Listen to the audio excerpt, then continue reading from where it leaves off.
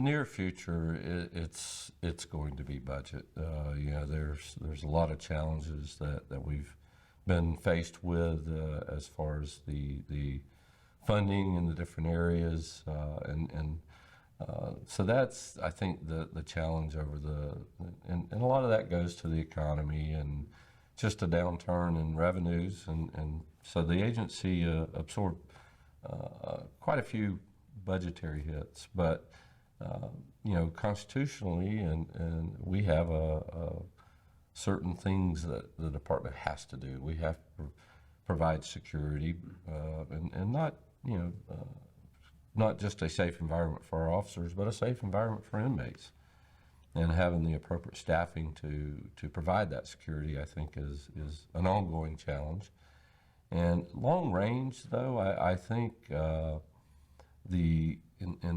I'd like to hope that over the last year we started down this road of some cultural changes in the agency, looking at the mission of one that the department can make a difference. We can make a difference in reducing crime. We can make a difference in reducing victimization. And I've had to simplify a lot of things in my mind as I negotiated a lot of the issues with the agency. But one of the things I look at is there's basically three groups of people that are within our custody in our institutions. And some of those are the first offenders that more than likely a good percentage of them, if we keep them steered down the right path, maybe give them some skill sets they can use to go back out and be law-abiding citizens, we'll never see them again. And I don't think it'll take a big investment to accomplish that. The other side of that spectrum are the career criminals that no matter what, they're probably always going to be criminals. And I don't know that I'm convinced or anyone else can show that there's a lot you can do there. If they get freedom, they're probably going to commit a new crime. But then you have the group in the middle. And ultimately, I think that's where the agency needs to focus is they're the ones that maybe they're on the bubble. Maybe there's some things that we can do. Maybe we can give them, at least let them leave prison with a high school equivalency. Maybe leave here with some type of vocational training. Maybe leave here with some I don't know whether to call it training or just some discussions that will help them negotiate their problems.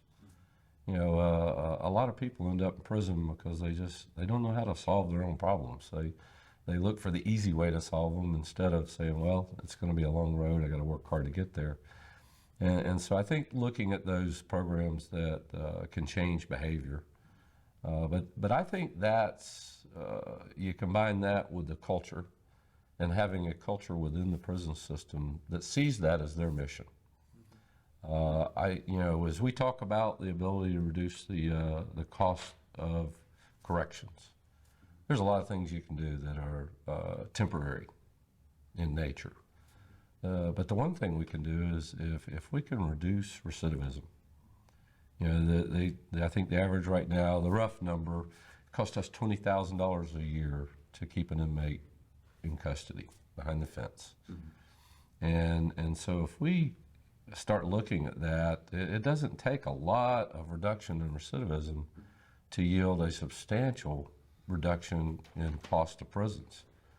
And so I think, long-term challenges would be getting a budget that will allow the agency to do that and building a culture that will do that.